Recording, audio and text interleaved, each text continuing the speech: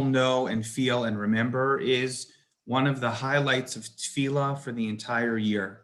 It's the linchpin of Yantif. It's the highlight of Yantif. Our experience of singing Hallel is maybe more familiar to us than any other songs or tefillos from the entire year. It's really a highlight. So there's so many details to Hallel, halachic, hashkafic, contextual, liturgical, so many different ways to study the topic of Hallel. We could do it on end. We're not going to do that tonight. What I want to do tonight is what I would call an introduction to everything about Hallel, to better understand the framework with which all of that literature was written, to understand where Hallel comes from, why we say it, and how we say it. And I think if the framework is correct and useful by the time we're done, so what we'll be left with is a lens through which to look at all of those questions about Hallel at some point in the future. And some of those are topics that we're going to be discussing over Yantif. So there's a difference between Hallel that's said at day and Hallel that's said at night. Hallel that's said with a bracha, Hallel that's said without a bracha. The times that we say full Hallel, the times that we say half a Hallel. Who's obligated in Hallel, who isn't obligated in Hallel. Why we chose the chapters that we do from Sefer Tehillim. Why does David HaMelech ask so many rhetorical questions? When is it inappropriate to say Hallel? Not saying Hallel on Rosh Hashanah and Yom Kippur, not saying Hallel on Purim. There's so many different specific aspects of it, but as what I hope to show you tonight is that the basic premise, the foundations on which Hallel is built, are almost the beginnings to the answers of all of those questions. So as the night goes on, if you want to jump in, you can certainly raise a hand virtually or unmute yourself. Just be mindful as we go back and forth to make sure to mute yourself again. But I hope we'll be able to discuss some of these ideas. I want to look at 3 different ways in which we can conceptualize the idea of Hallel. And my hope is that it'll also be a platform to begin a different kind of conversation about the future of Tefillah after COVID as well. So if you have the source sheet with you, it should be in the chat and everybody should be able to see it. And I thank Oren Hiller for his tech support. And if you have a chance, Oren, you can post it one more time for those who missed it. The source sheet is there for you to follow along. I have it in front of me right here at home as well. Never would have thought 2 Shabbos HaGadols in a row teaching from home. Last year I taught in the basement. This year I made it to the dining room. So I guess you could say I'm moving up in the world slowly but surely. So where does Hallel come from? That has to be the most basic question about which we should discuss tonight. And in fact, this is a Gemara in Psachim, Adaf Kuf Yud Zayin Amud Aleph. The Gemara there says in the name of Rabbi Yehuda Amar Shmuel, Shira Shabbatorah Moshe Yisrael Amrua B'Shasha Elam Min Hayam. As Yashir was originally sung by the Jewish people when they crossed the sea. V'Hallel Zeh Mi Amro. But who is the one who authored Hallel? Where does it come from? So Rabbi Yehuda Amar Shmuel says, Neviim shebeneim tiknu lehen liYisrael, sheyehu omer noso al kol perek v'perek, al kol tzara v'tzara shelo tavo alehen. The Chachamim instituted, the Neviim instituted, that whenever the Jewish people find themselves in these moments in history, kol perek v'perek, kol tzara v'tzara shelo tavo alehen, they find themselves in a difficult circumstance and they're able to somehow escape it. So they're in a precarious circumstance. They are extracted, perhaps we say miraculously survive some very difficult circumstance. When they get out of it, they say Hallel. That was the takana that the Chachamim put into place. Now what that means is that Hallel wasn't sung by Moshe Rabbeinu. Hallel was not invented as we know it by David HaMelech. Hallel was an institution. It was instituted by the Nevi'im with a certain kind of criteria or a justification. Hallel can only be said in these kinds of circumstances, even if those circumstances are open to interpretation. When the right time comes, this is what you should say. But then the Gemara continues and offers a different perspective. Tanya Hay Rabbi Meir Omer, Kol Tishbachos Amors B'Sefer Tehillim Kulan David Amran. Sefer Tehillim, which is subject to some debate, was all written by David HaMelech. Kulo Tfilos David Ben Yishai, Al Tigri Kulo, Ala Kol Elu. Everything was written by David HaMelech. Hallel zeh mi amro. So who then is the author of Hallel? If David HaMelech wrote all of Tehillim, so then David HaMelech is the author of Hallel. All of Hallel comes from Sefer Tehillim. So Rabbi Yossi Omer, Rabbi Yossi says, Elazar b'ni Omer, Rabbi Elazar Rabbi Yossi, his son, said the following: Moshe v'Yisrael amruha b'sha sha'alu min hayam. Moshe and the Jewish people sang Hallel, not just as Yashir, they sang Hallel when they crossed the sea. V'chalukan alav chavirav lomer shedavid omro. And Rabbi Yossi says, my son Elazar, who made this argument, was criticized by his colleagues. They said that's not true. Hallel wasn't sung by Moshe Rabbeinu when the Jews crossed the Yam. It was written by David HaMelech centuries later. V'nirin dvarav midivrehen, a father sticking up for his son. Rabbi Yossi says, Elazar's right. Why? David HaMelech is not the author. Hallel was definitely said earlier on. Efshar Yisrael shachtu es pischeim v'natlu lulveim v'lo amru shira. Is it possible for all those years, and particularly in the era of Moshe Rabbeinu, they shechted their carbon pesach, they took their lulav and esrog, and what did they do? They sat around the Pesach table and they didn't sing Hallel? They took a lulav and an esrog and they didn't sing Hallel? It's unfathomable that such a thing could happen.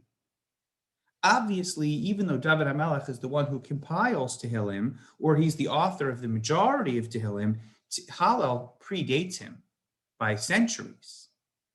And for that reason, he says, I think Elazar, my son, is correct. Hallel does not come from David HaMelech. Hallel comes much earlier. So you see a very interesting tension, and there's one more line in this Gemara that we need to address, but maybe we'll do so at another time. You see a very important tension in this Gemara between the position of Rabbi Yehuda Mar Shmuel and the position of Rabbi Elazar and Rabbi Yossi.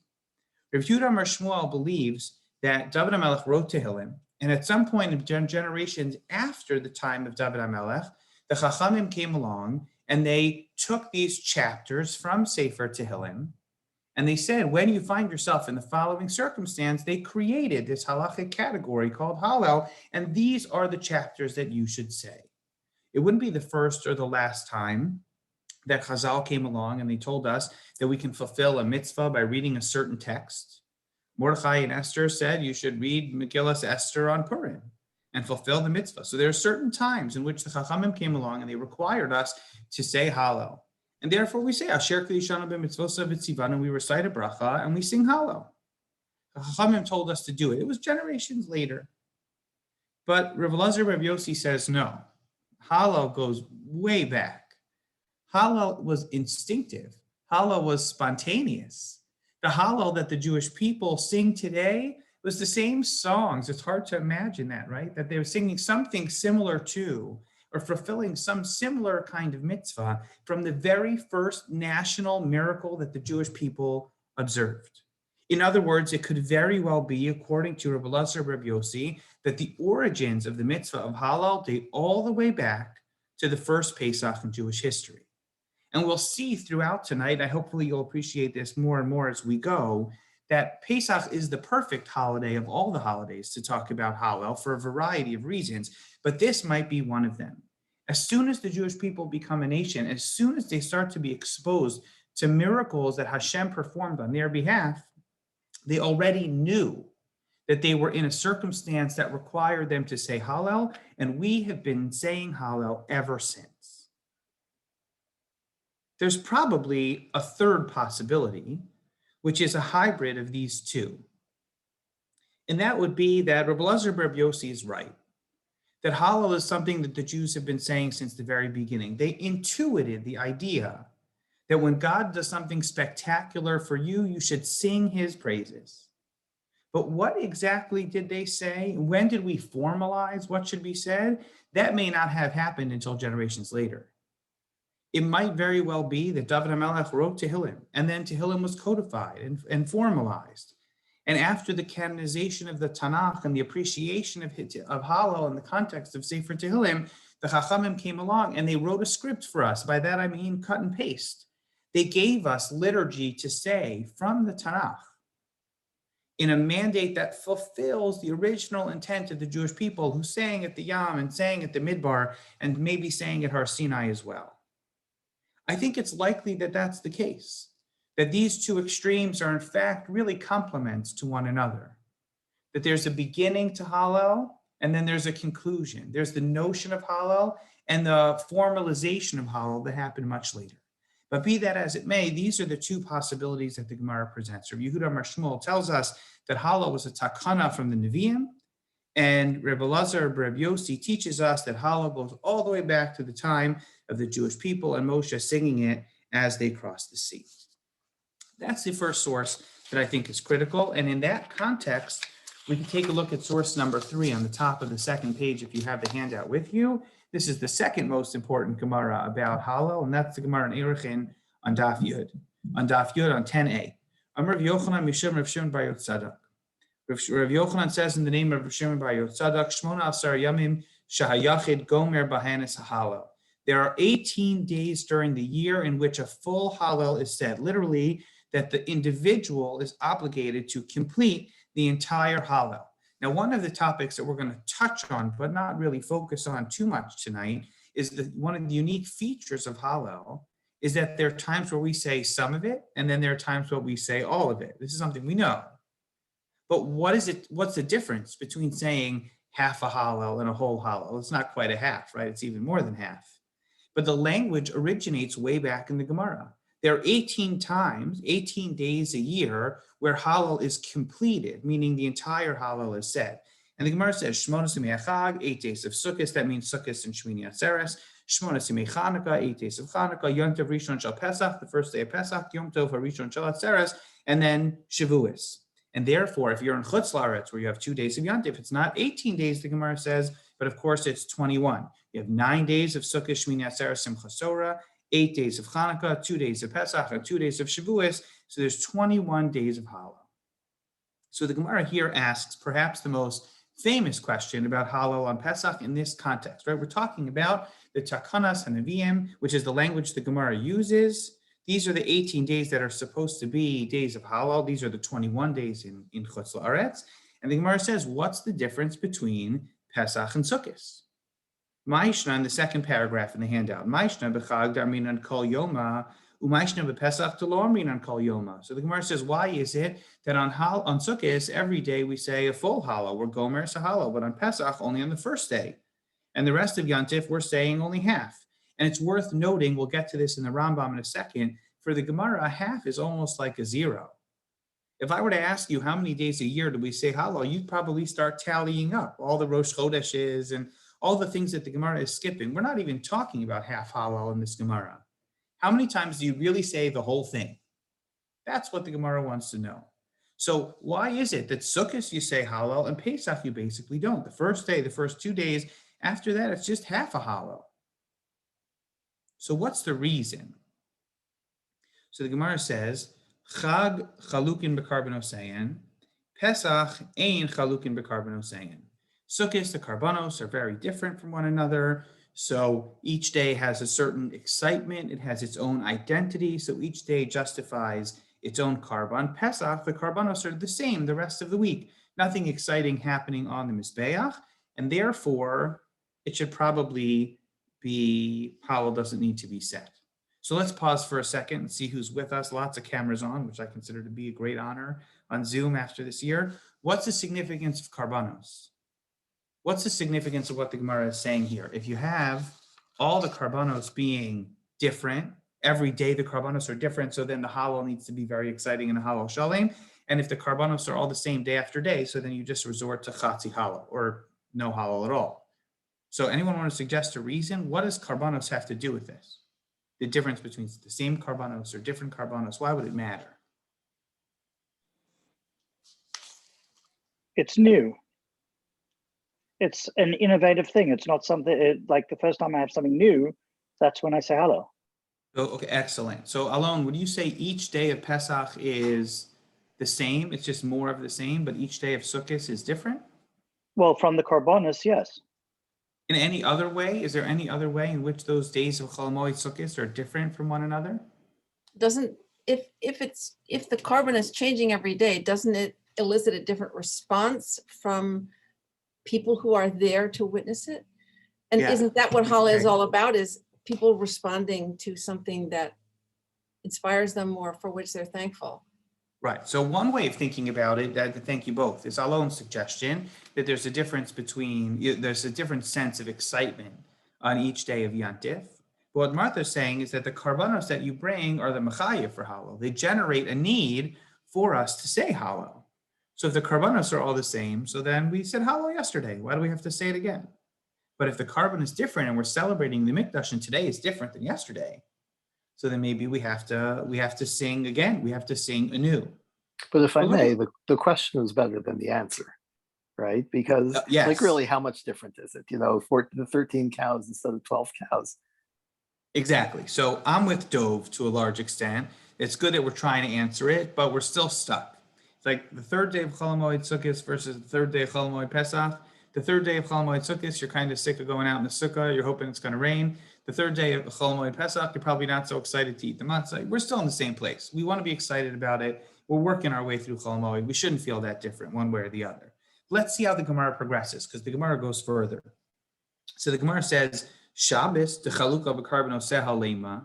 The Gemara says something really funny. So Shabbos karbanos are different than during the week. So Friday karbanos were one thing, Shabbos karbanos are different. So if there's exciting karbanos, Martha, so then say Hallel, right? And that seems to be like a logical extreme, because we're already pre-programmed to know that there's no Hallel on Shabbos. So it seems like a kind of ridiculous question. Well, let's say Hallel on Shabbos. So the Gemara says, Lo ikri moed. Well, Shabbos is not a yontif. The Gemara knew that, right? So what we're learning now is that there seems to be two criteria. First of all, it has to be a yontif. And then on top of it being a yontif, the karbanos need to be interesting. So the Gemara says, well, how about Rosh Chodesh? Rosh Chodesh ikri moed lema. Now remember, we say Hallel, we say half Hallel, which to this Gemara is basically a zero. So what about Rosh Chodesh? So the Gemara says, yeah, technically Rosh Chodesh is called a moed, but lo ekadosh basiyas malacha, right? There's no 39 malachos. There's no restriction of doing work on Rosh Chodesh. So now all of a sudden we have a new principle that Hallel is a full Hallel is only said on a day when malacha can't be done. We're not going to get into the pasuk so much tonight. So the Gemara goes further and it says, okay, what about Rosh Hashanah and Yom Kippur? So Rosh Hashanah and Yom Kippur are moadim to a certain extent, and there's an Isser Malacha, so there should be Hallel. So the Gemara goes on to say famously in the bold, a few lines down, Sifrei Chaim, Sifrei Mesim, Psuchim Lefanav, Yisrael Omer Shira Lefanai. How are the Jewish people going to sing Hallel? Hallel is supposed to be a celebration. You're not celebrating on Rosh Hashanah. We have to remind ourselves of that. These aren't Yamim Tovim, these are Yamim Noraim. It doesn't make sense to say Hallel when you're in that state of trepidation that's supposed to come along with these Aser Simei Tshuva. So yes, it's a Yantif, and yes, there's no Malacha that can be done, et cetera, but Hallel is inappropriate on Rosh Hashanah and Yom Kippur. That's important for us as well. So then the Gemara says, 1 second, you told me 8 days of Hanukkah, we say Hallel, 8 days of Hanukkah, Lo hachi v'lo hachi v'ka'amar. So Hanukkah doesn't seem to make any sense. It's not about the karbanos. It's not about the moed, and there's no Isser Malacha. So why are we saying Hallel on Hanukkah? So Gemara says, Mishum Nisa. I'll tell you why. Because a miracle happened. So we spent all of this time, line after line, trying to delineate exactly which holidays get a Hallel, which holidays don't get a Hallel, the Isser Malacha, the status of a moed, etc. And then we almost throw the whole thing out the window. And we say when there was a miracle on Hanukkah, so we say Hallel. So is that the rule? Is that the rule the Gemara is working in? Whenever a miracle happens, Hallel is set? So that's interesting. Is there a miracle on Shavuos? So maybe. We're going to get back to that in just a second. So the Gemara says, what about Purim? Right, we're doing the entire life cycle, the entire Jewish calendar in one piece of Gemara. So the Gemara says, well, Purim is also a nes, so we should say Hallel. On Rabbi Yitzchak, so we're not going to finish this whole thing about Purim because we already just put Purim behind us. One of our congregants said to me this year, you know that Hashem is a man because no woman would have ever made Purim 4 weeks before Pesach with all these shalach manos. So you could debate. It wasn't the person who said it is smiling. So I'm just quoting from somebody else, but it's a good line. Either way, the Gemara says, Purim, we don't say Hallel for a variety of reasons. Okay. So what's the reason? Einom Shira al Neshim Chutz La'aretz. The Gemara says, what about Yitzias Mitzrayim? It happened in Chutz La'aretz. Maybe it's because we read the Megillah. The Megillah is like Hallel, whatever it may be. The Gemara concludes by saying to us, no. The Gemara says that Purim, we don't say Hallel, but Hanukkah we do because of a nes. So when you walk away from this Gemara, there seem to be two competing values that justify the attention of saying Hallel. So the first is the celebration of Yontif, and the second is a miracle. Sometimes, from a certain perspective, Yontif is about miracles. From a certain perspective, Yontif is just about the holiday experience. And it's not entirely clear to us which of these is the essential piece that really makes Hallel appropriate. And when you look down into the Rishonim and the way they analyze the obligation to say Hallel, these two trends seem to keep reappearing with different focus in different Rishonim. So an interesting example of this would be the comment that Tosos makes in Sukkah Daf Lamed Ches. It's there in source number 4. Hallel is a mitzvah saseh shazman grama. It's a time-bound mitzvah. After all, we only say Hallel on Yontif at very specific times. So technically speaking, women are obligated, or women are not obligated, mitzvah saseh shazman grama, women are not obligated to say Hallel. They can say Hallel. Ashkenazi women can say Hallel with a bracha, of course, as we do, but they're not obligated to do so. But the Gemara tells us that women are obligated in the mitzvah of Daled Kosos at the Seder, and the Daled Kosos are said as part of Hallel, so they're obligated in saying Hallel at the Seder. Women are obligated in saying Hallel at the Seder just like the men are. So isn't it a mitzvah saseh shazman grama? So Tosos says in source 4 in the last line, Af hein hayu ba'oso hanes. The women were the beneficiaries of the miracle of Yitzias Mitzrayim just like the men. So they have a responsibility to say Hallel just like the men do. In other words, if you see the primary source, the primary reason, the obligation for saying Hallel stems from a miracle that occurred in our history, so the men and the women are beneficiaries of the same miracle, they have to be obligated in the same recitation of Hallel. And an interesting, perhaps similar thought you can see on the next page is from an interesting perspective of the Rambam about this idea of Chatzi Hallel. The Rambam has an interesting position that we don't practice, so it might sound very strange to you, but to the Rambam, I think this was normative. It's the Rambam's position that when a Chatzi Hallel is said, when we say a half Hallel doesn't have a bracha, which is very similar to this idea of the way the Gemara presents Chatzi Hallel as almost a zero. It's just a minhag in the language of the Rambam. There's 18 days, 21 days when we have to say Hallel, and then there's some other days where we sing Hallel, even though there's no bracha, there's no mitzvah to say it. So the Rambam writes in source 5, which is Hilchos Chanukah, Perek Gimel Halacha Zayin, Mikomo she'osin yamim tovim shnei yamim, gomes Hallel be'echad be'esrim yom. If you're in Chutz La'aretz, we say Hallel, we're obligated to say Hallel 21 days a year. Tisha yimei Chag, Shmonas yimei Chanukah, Shnei yamim shel Pesach, Shnei yamim shel Atzeres, the whole list that we discussed. Aval b'roshei chadashim, but on Rosh Chodesh, Kriya Sahalel minhag ve'eno mitzvah. There's no mitzvah. The Gemara says there's no Isser Malacha. It's not a Yontif, even though technically Rosh Chodesh is a Moed. So it's just a minhag to say Hallel, not a mitzvah. Uminhag zeh b'tzibor lefikach koren b'dilog ve'en mevarchen alav she'en mevarchen al haminhag v'yachil lo yirk klal. If the community gets together to daven with a minyan, so they should recite a half Hallel, but there's no bracha on it. There's no bracha on it. And we do a half, because after all, Hallel on Rosh Chodesh is just a minhag. So an individual shouldn't say it at home. If they start to say it, they should finish it the same kind of way that they do it in shul, but they don't have to. You don't have to say Hallel at home on Rosh Chodesh because it's a minhag of the tzibor. And then the Rambam says something really interesting. If this is his perspective on Chatzi Hallel, v'chein b'shar yemei haPesach, koren b'dilog kiroshei chadashim. The rest of the days of Pesach, when we say a half Hallel, we say half, just like we do on Rosh Chodesh. So the Rambam is of the opinion that on the rest of Pesach, other than the first day or 2 days of Yantif, we say a half Hallel, and presumably a half Hallel without a bracha. It's just a minhag. So what's the problem with this argument of the Rambam? Does anybody have a feeling about it that they want to share? What's the challenge here? That the Rambam says saying Hallel on the rest of Pesach is just a minhag, like Rosh Chodesh.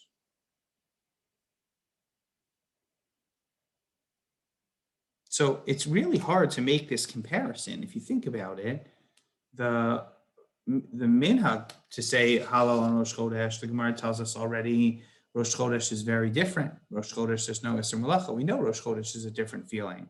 But why do we discriminate between these days of Pesach? Are we supposed to say, isn't it Yantif? Chol HaMoed is still part of the Moed, even though there's no Isser Melacha. So is it all about the Isser Melacha? Where's the Rambam coming from?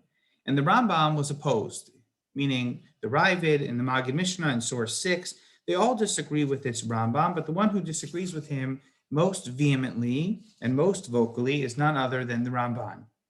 The Ramban makes these comments in his Hasagos to the Rambam Sefer HaMitzvos, which you can see in Source 7, and he also makes these comments in Parshas Emor, when the Ramban talks about the idea of Mikra'ei Kodesh as a description of what Yantif is supposed to be. And the Ramban is convinced that the obligation to sing Hallel on Yantif is a mitzvah deoraisa, that maybe he says halacha l'Moshe Sinai, and he says it applies the entire Pesach, even if some of it is half Hallel and some of it is whole Hallel. You can't compare Hallel on Rosh Chodesh to Hallel on Pesach. That's not a legitimate comparison. You can see it in the bold section in Source 7. V'hanir midirem shu min haTorah k'moshe pirashti v'yiyah halacha l'Moshe Sinai o shehu b'chlal hasimcha shenitztavinu ba. He says, after all, maybe it's halacha l'Moshe Sinai, but maybe the origins of the obligation to say Hallel is because Yantif is supposed to be a time of celebration. Yantif is a time of simcha. And then in the next line in the bold, Iker hashira bepeh v'kli libsume kalahu. V'nitzavinu b'simchas hashir al hakarban v'shelo b'shas hakarban b'chlal hasimcha. It's not just when the karbanos are being brought, it's the entire Pesach, the entire Yantif. There is an idea of happiness. Yantif is a cause for celebration in and of itself. And therefore, the Ramban says, even if Chol HaMoed, you're allowed to do some malacha, even if the Gemara tells us that there's Chatzi Hallel, but we still have an obligation to celebrate Pesach, even if the karbanos are boring because they're exactly the same. We still have an obligation to sing Shira of Hallel every single day. And he says in the last line in Source 7 in the underlined section, Imkain after shenidros b'yamim tovim shekasav simcha v'nisrabu kol mini smachos shehu hashira michlal shetehei hashira michlalam. One of the ways in which we express the celebration of Yantif, one of the ways in which we bring Simchas Yantif to life is by singing Hallel to Hashem. Now, those of us who might be tone deaf, those of us who might not like sitting in shul the entire Yantif, might find this Ramban somewhat challenging. Where does he get the idea that singing is going to be part of Simchas Yantif? Some of us, and we'll get back to this theme in a minute, the Litvox on the Zoom might say, the mitzvah to read Hallel isn't necessarily to sing Hallel with a guitar for 2 hours at a time. Maybe the mitzvah of Hallel is just to say these things. Kriyas Hallel could be to read these psukim, and hopefully the content of the psukim warms your hearts. Thanks Hashem for everything that happened on Yantif, but those things aren't really something you have to sing. But the Ramban believes that it's supposed to be a song, it's supposed to be a melody, it's supposed to be joyous and exciting and uplifting, and it's a Simchas Yantif kind of experience, not just about a miracle that happened at any given point in time. The Ramban writes this again in Parshas Emor in Source 8. Sheyu b'yom hazeh kulam kruim v'nesafim l'kadesh. So Mikra'ei Kodesh are times when the Jews are all summoned to come and celebrate Yantif together at the Beis HaMikdash. Ki mitzvah hi al Yisrael hi kavetz b'veiso Elohim b'yom moed l'kadesh hayom b'farhesya b'tefillah v'Hallel lakel b'ksus nakia. Get dressed up fancy, you travel to Yerushalayim, you get together with old friends and extended family. There's a great source of celebration. We're so excited to be there. So we sing Hallel to Hashem. And what emerges then is potentially a very stark contrast between the way that the Rambam sees the notion of Hallel and the way the Ramban sees it. And the Rambam's probably just one example. Why do we say Hallel? So the Rambam says because miracles took place on these Yamim Tovim. So when did the miracle take place? It took place on the first day of Pesach. So on the first day of Pesach, or the first 2 days of Pesach, maybe, you'll say Hallel. And then once you get into Chol HaMoed, you're still celebrating Pesach, but what are we basically celebrating on Chol HaMoed? The events that took place a few nights before. Now the Gemara is going to have to tackle the question, why don't we say a full Hallel on Shvi Shel Pesach when the Yam was splitting? That's a whole different question because another miracle took place. But the miracle of Yetzias Mitzrayim is over. Sukkos, maybe we're celebrating the Ananei HaKavod, maybe we're celebrating Sukkos Mamish, whatever it may be, Kabbalas HaTorah and Shavuos. We're celebrating these miracles that took place. The miracle is a celebration of constant protection. Each day of Sukkot celebrates a nace. Each time we sit in the Sukkah celebrates a nace. So we say Hallel every day. But on Pesach, once the miracle is over, the obligation to say Hallel seems to fall away, at least in part. But the Ramban looks at it totally differently. The obligation, the mandate to say Hallel on Yontif does not emerge from the miracle per se, but from the call to celebrate Yontif, because they are Mikra'i Kodesh, because we gather together, because we're in Yerushalayim. This is the most opportune time for each of us to thank Hashem for everything, past, present, and maybe future as well. Mikra'i Kodesh is the perfect opportunity to say Hallel. It doesn't matter whether the karbanos are different or they're not different. It doesn't matter whether there's an Isser Malach on Chol HaMoed or there isn't an Isser Malach on Chol HaMoed. The Jewish people are getting together. We're celebrating our national story. We're celebrating our collective identity. And that obligation carries through the entire Pesach, even if the miracle of Yetzias Mitzrayim doesn't do so. Here's another way, if I'm correct, of saying the exact same thing. What exactly are these Shalosh Regalim? Why do we have 3 Regalim every year?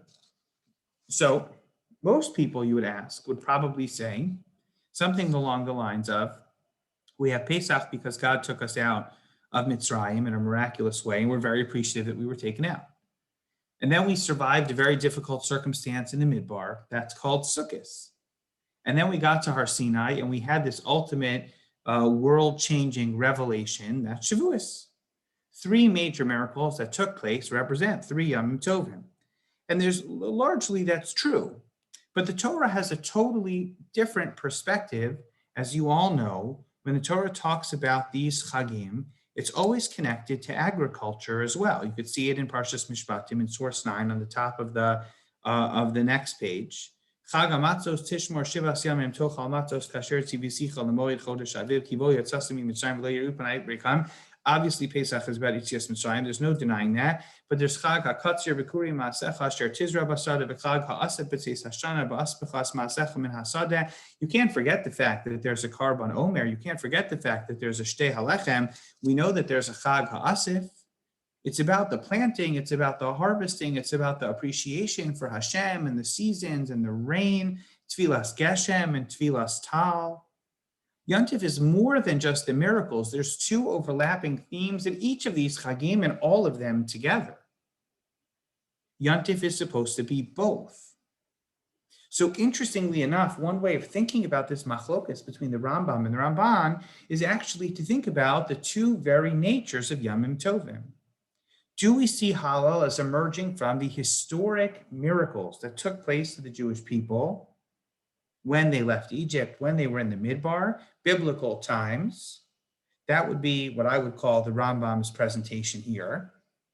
And the Rambam's presentation is that it is inherently tied to the experience of Yontif that is observed not just historically, but in the present. Every generation where the people get together, they celebrate Yontif, and the celebration of Yontif itself is cause for the recitation of Hallel. So Rav Sternbach develops very beautifully in source 11 when he talks about Simchas Chag and Shira and Hallel. So he does the very same thing. We won't read the source inside, but the text is very beautiful. And he says this is what the Ramban is really trying to convey, that Yontif is supposed to be physical And Yontif is supposed to be spiritual. Yontif is supposed to be a feast with family and friends, but Yontif is also supposed to be time for spiritual reflection. So he says Shira of Hallel is the fusion between the spiritual and the physical, between the Kodesh and the Chol, between these two different perspectives of Yontif. That we could take words from Tanakh, that we could take ideas and concepts, and we could turn them into beautiful tunes. We could turn them into melodies. They could become uplifting and powerful and contagious. The Ramban said, the Rav Sternbuch says that's what the Ramban is driving at. A transformative notion of simcha, where one of the great pleasures of Yontif is getting together to sing Hallel. It's really quite an amazing idea. If you've ever been excited to go to shul and sing Hallel, when there's a great chazan and you know the tunes are going to be good and the shul is packed in the way that it used to be, and you get to shul early or earlier than you might otherwise get there because you really want to sing Hallel. And you get so wrapped up in the melody of it, you get so wrapped up in the joy of Hallel, maybe you're not thinking about Ma Ashiv LaHashem Kol Tagmulo Hi Alai. Maybe you're not thinking about B'tzeit Yisrael Mi Mitzrayim. You're just enjoying the experience of being surrounded by others and celebrating Yontif. All these months, all these Yamim Tovim that we weren't able to be together, we missed that. It's the greatest, it's perhaps the most ideal expression of Simchas Yontif, not just sitting at home and sharing a brisket with your immediate family, but coming to shul and taking the liturgy that tells the story of Jewish history and singing and dancing and celebrating this beautiful story of who we are and who we used to be and who we want to be. That is the ultimate in Simchas Yontif. And so we have two models. One model in which Hallel is historical, and the second in which Hallel is celebratory and communal. One which is an obligation to say Hallel because of miracles that took place in the past, and the second is a responsibility and opportunity to say Hallel because we're so excited about where we are in this moment in the present. But now, very briefly, I want to show you one of the most famous ideas in recent times about Pesach that I believe offers a third model of Hallel. The Brisker Rav in source 12 on the top of the next page is fascinated by the following question and answer from Rav Hagel. This is a classic question that is probably asked at many Pesach Seders throughout the world. We all say Hallel with a bracha. As we saw in this year tonight, even for the Rambam who didn't say Chatzi Hallel with a bracha, we do say Chatzi Hallel with a bracha. Every time we say Hallel with a bracha, except for which one? You can unmute yourself and shout it out.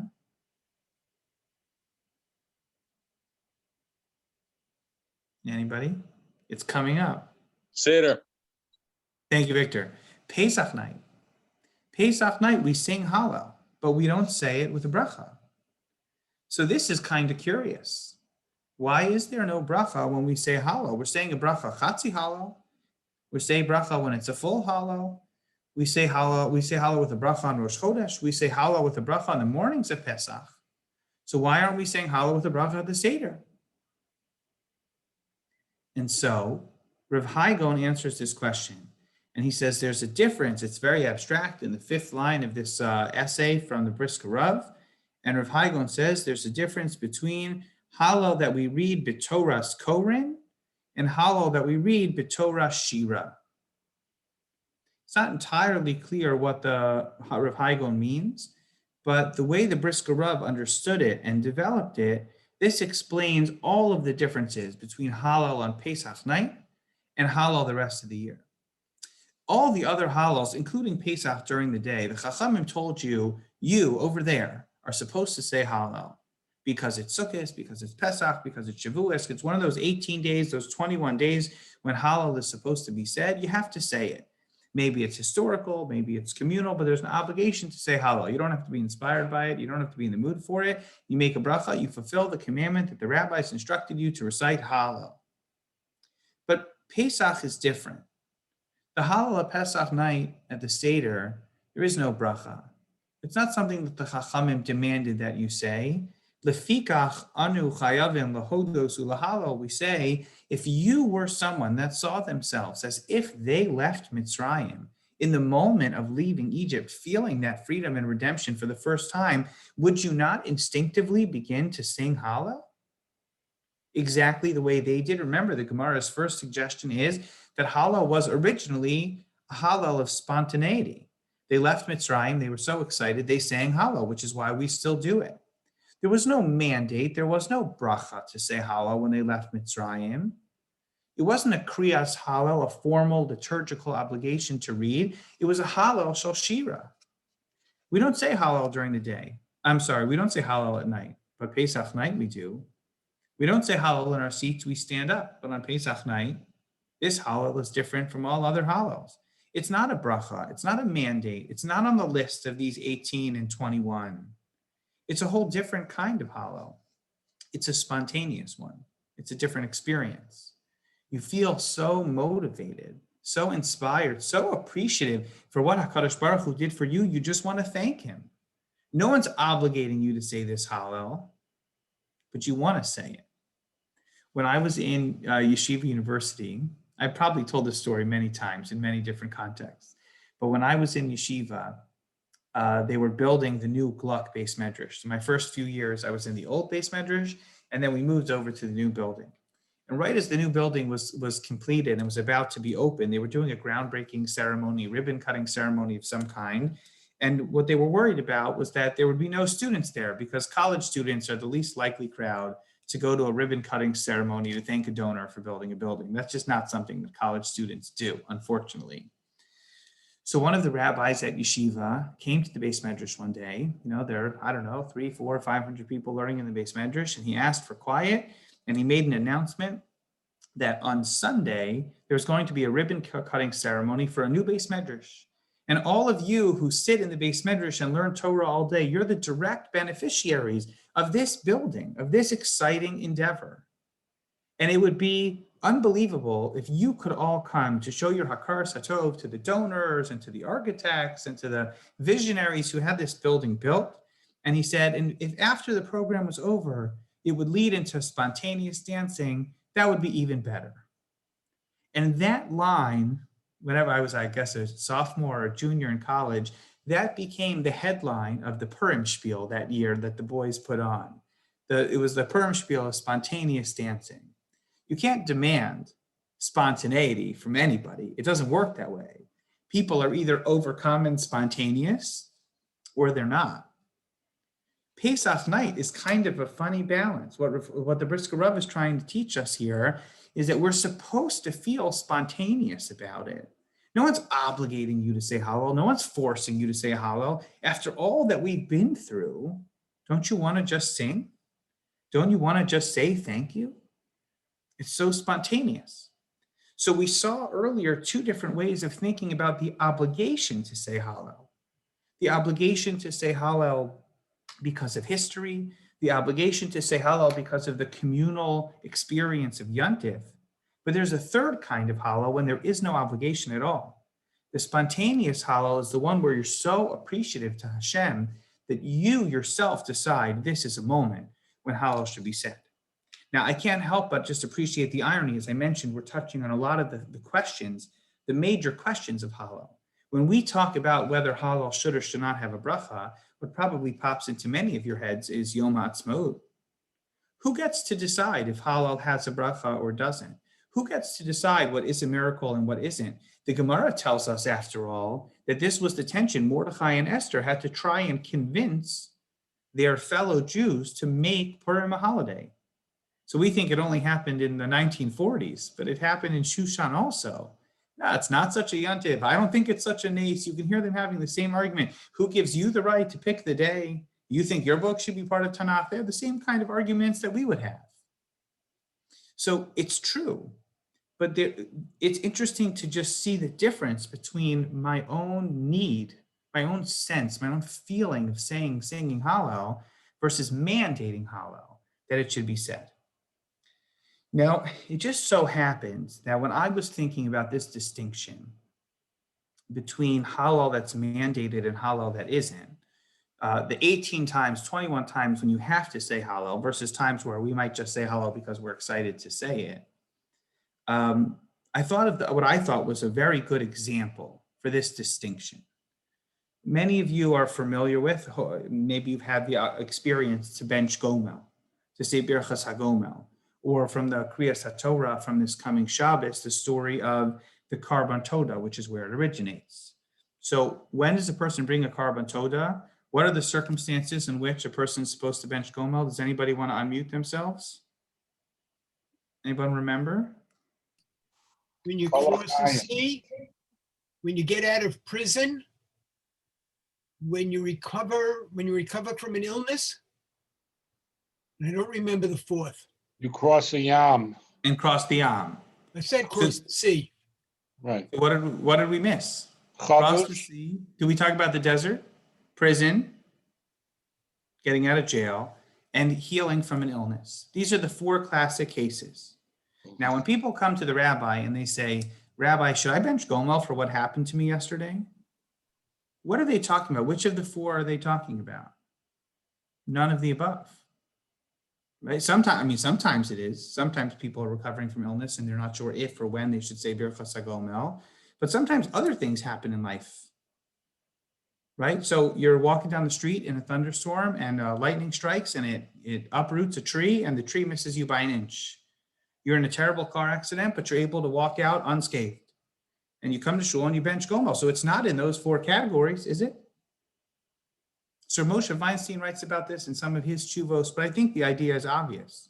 The Chachamim mandated 4 times in which you have to say Birchas HaGomel. You make it through the desert, but you brought lots of water and you had enough supplies and nothing bad happened to you, you still bench Gomel. You make it across the sea, nothing bad happened, you still bench Gomel. But there's lots of crazy things that happen to us in life. There are circumstances where a person wants to get up in shul and say in front of everyone else, I want to thank Hashem, something amazing happened to me. And I'm so thankful to Hashem that I'm here to tell the story. So there are 2 kinds of Birchas HaGomel. There's a Birchas HaGomel that is standardized and universal. If this happens to you, Gomel should be said in the following way. And then there's all kinds of other experiences that could happen where a person feels like they should be saying Gomel, and they should. Hallel is the same way. There are times in which Hallel is something that the Chachamim mandate. You should celebrate Sukkot with Hallel. If you're not excited about it, get excited about it. But then there are times like Seder night, Hallel Shel Shira. No one's obligating me to read anything. I just want to sing and thank Hashem. There's no bracha to be made. It might be the greatest of all Hallels. But you'll notice something really interesting in source 13. I'm just putting it here because I found it and I think it's really fascinating. In the Sefer Mitzvahs Katan, in the Smak, which was a very popular in its time collection of the 613 mitzvos, Mitzvah Kuf Memvav, the Smak lists 2 parts to Mitzvah Kuf Memvav. The first is saying Hallel, and the second half of it is Birchas HaGomel. And I don't think there's any coincidence to why he does it. I think they fit a very specific model because they both have both of these features to them. A certain universal formula, circumstances when Hallel or Birchas HaGomel should be said, even though, of course, those are different from one another. And then there's a sense, an overwhelming sense of gratitude, an overwhelming sense of thanksgiving that could motivate a person to want to say Gomel of their own, or maybe to sing Hallel in their own way.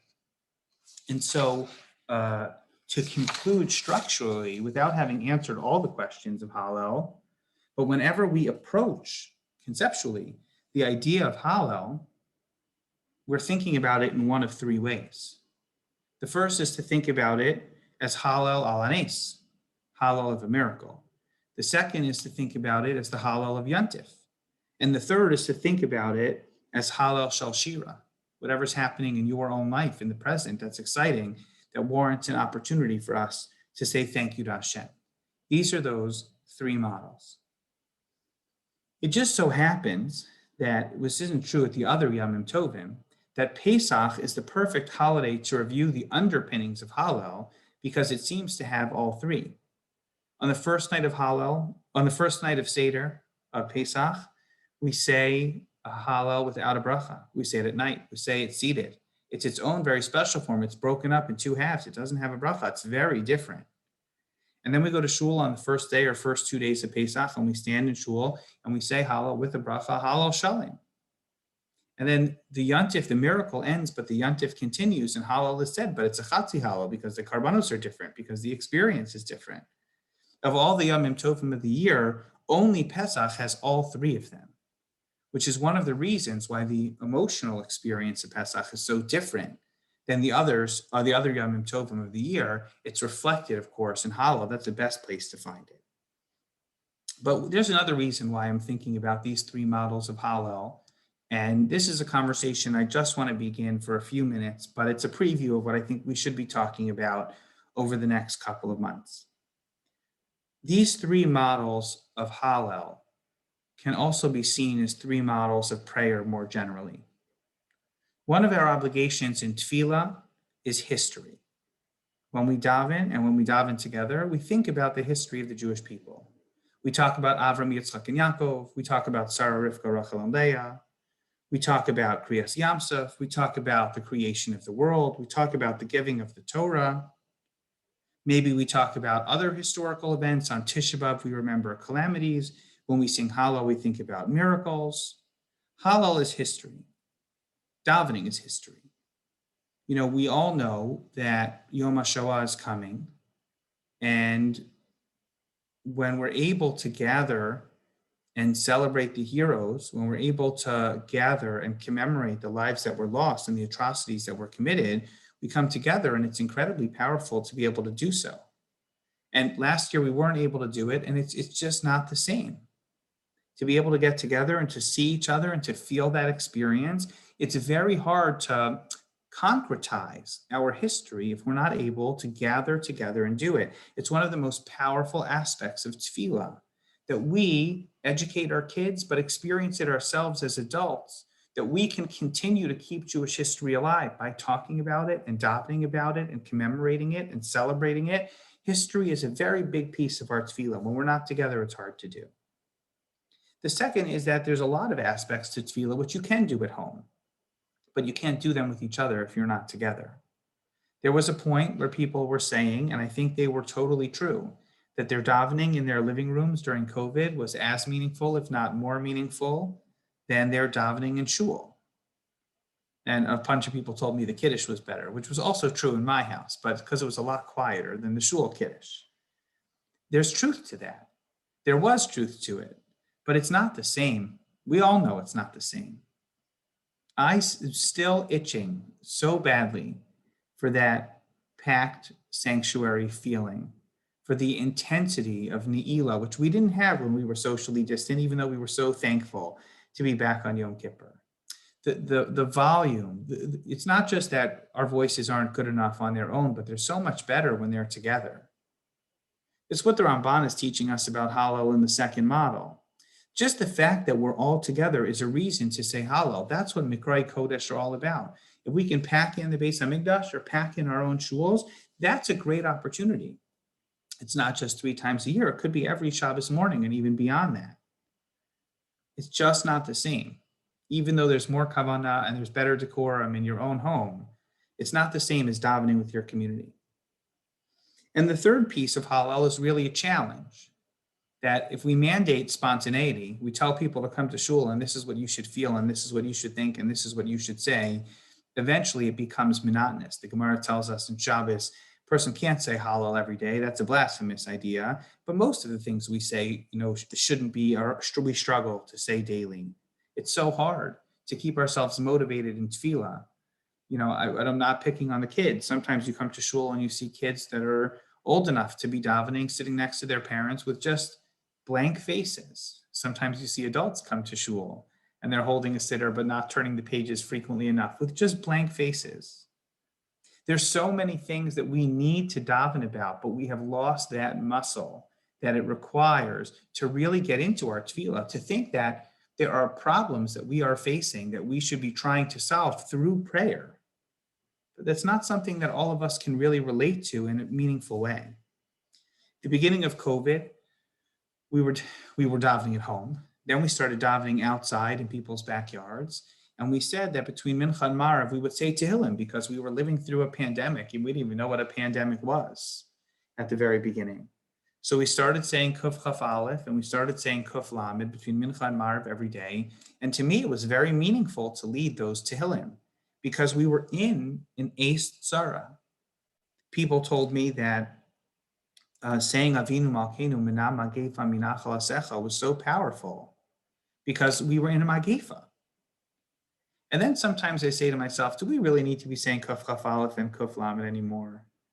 Like we're socially distant and half our members are vaccinated and everything's okay. And I realize I see in myself that going through the experience of the pandemic is not even over. And it's still hard for us to focus on that Mishaberach L'cholim, even though we're wearing masks in shul. It's because we've been doing it for almost 12 months. This is the inherent challenge of the regularity of tefillah, is it's so hard to have the stamina to be inspired constantly. You know, what's different about today's tefillah than yesterday? One might say it's not chalukin b'karbonosei, and it's the same carbon day after day after day. And the aspiration is not the Hallel that you make a bracha on, it's the Hallel shel shira. It's wanting to daven in a way that no one is mandating you to daven for, but you feel yourself that you should be davening. You're excited about it. You have something you need. You have something that you want to say. And that's really hard. So in a certain sense, these three Hallels are really just a magnification of three dimensions of our tefillah. The need to daven for our past, the need to daven together, and the need to daven for things that are very personal. Things that we really want Hashem to hear. I dreamed at one point in time that all of this disruption from COVID would give us a little break from shul, which we needed, because our shul experience is not as good as it could be. And maybe we would take a little bit of a break and we would swing back and we would put up some balloons and cut a ribbon and feel like we're back and better than ever. And we would have this moment where we could say, from now on, we're going to appreciate our tefillah more. We could say it as a group. But I'm starting to settle into the sad reality that that's not going to happen. The gradual return, which we are so thankful for. And I can tell you, for those of us who've been davening in shul for months, every Shabbos now, families that are vaccinated and starting to come back, they bring so much happiness to the rest of us. To see more people back in shul, our numbers go up and up and up. Even though I said to somebody today, I don't know how we're going to keep this going until they limit this. They decrease the social distancing because we're running out of room. But it's amazing to see people back. But some of us have been there the whole time. Some of us have been back for a few months. Some have just been back for days or weeks. And we haven't said as a group, we haven't said to the people sitting around us, I want this to be different. I want it to be better than it used to be. Talking and schmoozing, and the beginning when we, davening at the 10 a.m. minyan, everybody came at 10 because the minyan is so short. Now they're coming 10:05 and 10:10. It's the inverse of the fact that so people who are late on Friday night are late on Friday night, whether it's 4:15 or 8:15. It's just the way they are. It's the same thing on Shabbos morning too.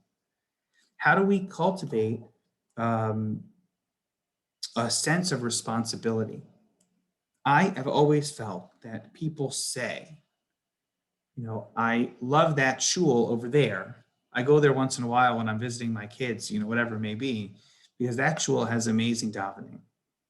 But no one ever says, what can we do to make our davening amazing?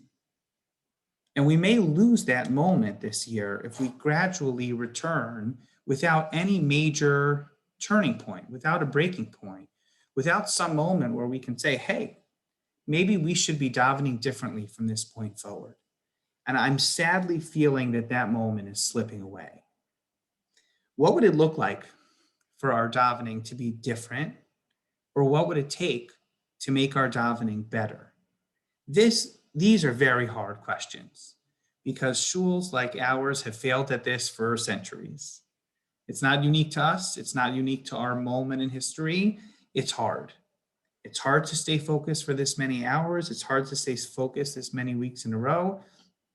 It's hard to be excited about our tefillah when others in the room are not as excited and reverent about the experience as we want to be.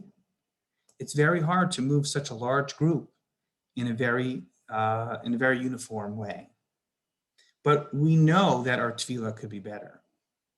We have to figure out some kind of step to make it that way. Part of it is we have to make our tefillah more doable. I'm committed to that now more than ever before in my life.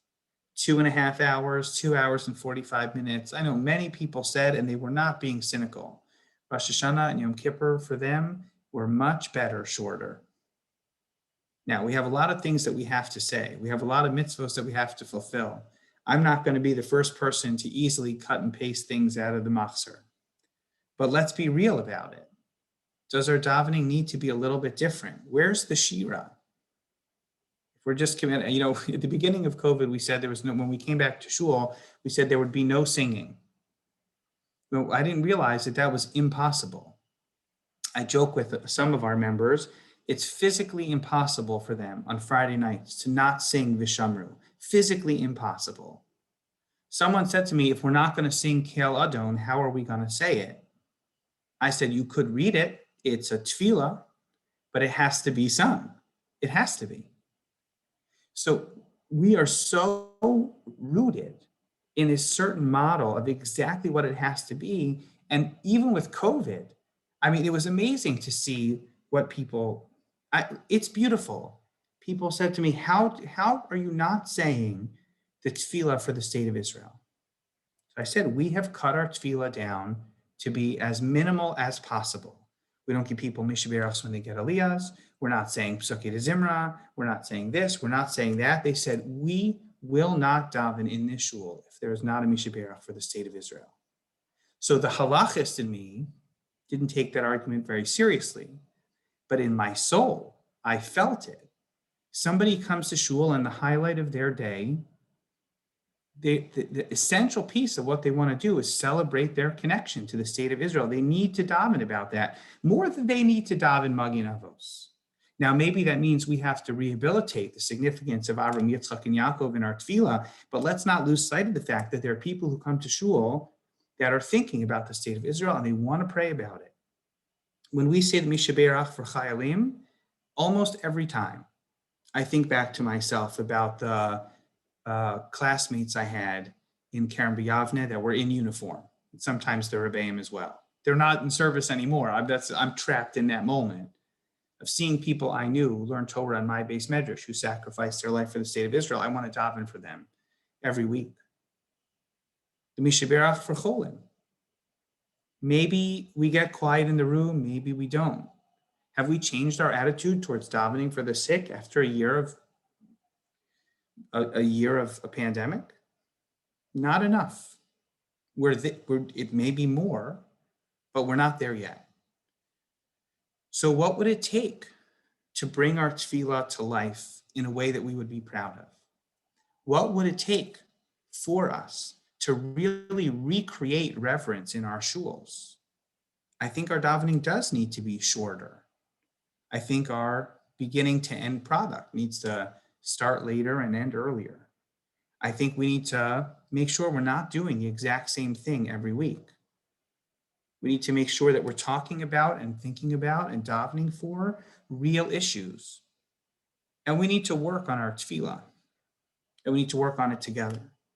The Ramban tells us that the cause for celebration for Hallel is the sheer fact that people are together. But the cynic says, the more Jews you have in the room, the more machlokas there's going to be. We have a responsibility to make sure that we also cherish our ability to be together. That every Shabbos could be Mikra'i Kodesh, even if it's not technically a Yontif. Because we should realize how lucky we are to have hundreds of families come to shul, to daven, to learn, to educate their kids, to see each other. But we should be able to carve out moments in that are special in tefillah for everyone, even if they have different levels of background and learning, different familiarity with the tefillah. So we should be able to do it. The only way we're going to be able to do it is if we talk about it constantly and we commit to do it together. And then in that sense, that's what I hope tonight would be about. Thinking in this very crucial transitional moment in the pandemic, but also as we approach Pesach, thinking about these three models of Hallel as three challenges to recommit ourselves to making our tefillah better. The one thing I can promise you is that if we were able to enhance the quality of our tefillah in a transformative way, it would make every single member of our shul prouder to be part of our shul. It doesn't mean it's not incredibly hard to do, but it means it's absolutely worth the effort. And if we walk away from this year having survived the pandemic, but not taken any lessons from it, I mean, this is the first lesson that we should be taking. We are going to be so lucky to go back to normal, but we're also lucky that some of our worst normals were disrupted for the last year. So this Pesach, when we sing Hallel, we celebrate our past.